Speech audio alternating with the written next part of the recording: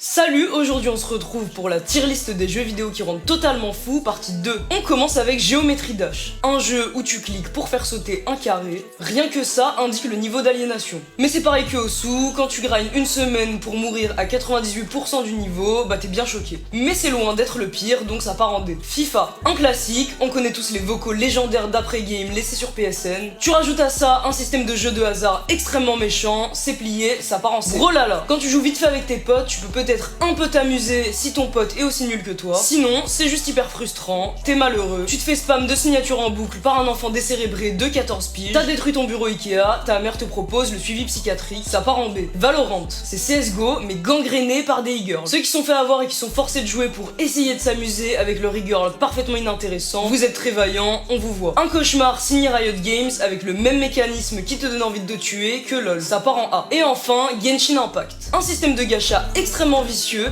designé dans l'unique but de te tenir le plus longtemps possible devant l'écran. On te fidélise avec des missions récurrentes, limite c'est des devoirs. Et bien évidemment, leur but c'est que tu craches le plus de thunes possible pour avoir des pixels en échange. Les Chinois, toujours aussi forts lorsqu'il s'agit de déposséder totalement une personne de son cerveau. Ça part en S. C'est tout pour cette tier list, n'hésitez pas à me follow sur le Twitch qui est dans ma bio, on fait des streams où on te fait participer.